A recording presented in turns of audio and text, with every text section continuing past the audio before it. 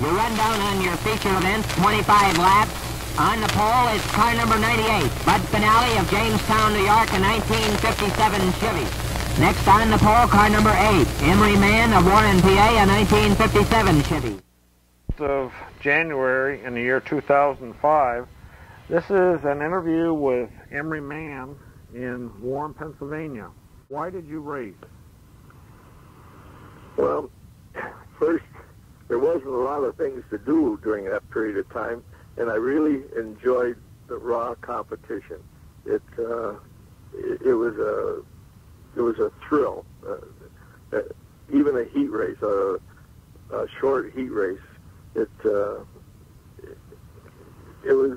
just got your adrenaline running, and I guess I enjoyed that part of it. What tracks first did you run at locally?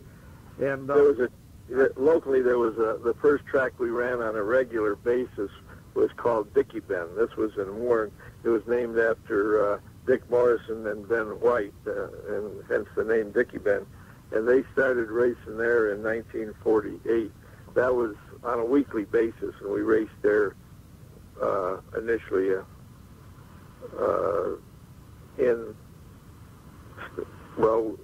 we won the first race they ever ran there, so I guess that hooked us probably. There you go, in 1948 then.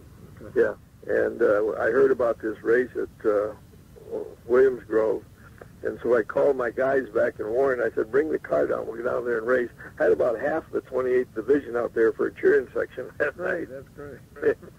And it was a USAC race, which they were kind of toying with labels at that time. I think that quite a lot of the drivers, it was kind of like reading Who's Who. As I remember, Sam Hanks and Dick Grassman, and I can't remember all, but the real name drivers had just come back from running Le Mans. Okay. And they raced there, and we set a track record that night. It's funny, we made the shift. I don't know if you remember, but in the early NASCAR days, they had a vice president called John Markham. No, that name doesn't ring a bell. And him and Bill France got to arguing, and they split up, and Markham went out and he started MARC, Midwest Association of Race Cars, with takeoff on his name, which ended up being ARCA Racing. Okay. But we elected to run with Markham. Markham was he's a guy that's bigger than life. He was, I remember the first race we ran was in Birmingham, Alabama, and we flat-towed them in those days, you know. Gotcha. And so it took us 24 hours to drive there. We got there about 7 o'clock in the morning, and we slept in the car until that was at a fairgrounds. They opened it up, and we went in, and it was, as I remember, I think it was a 250-mile race on a half-mile track. Okay. And of course, yeah, that was our first experience with pit stops. You know, we never run a race long before you had to go in and get gasoline and tires and stuff. And I remember we went in and I was running third, I think, and we went in and we got gasoline and stuff at about 220 miles, and we figured that we could finish the race, you know. And we went and got back on, and we were at 7th when we got back on, and at 225 or 30 miles or somewhere, they shut the race off. And the reason they shut it off, they called it for darkness at 3 o'clock in the afternoon.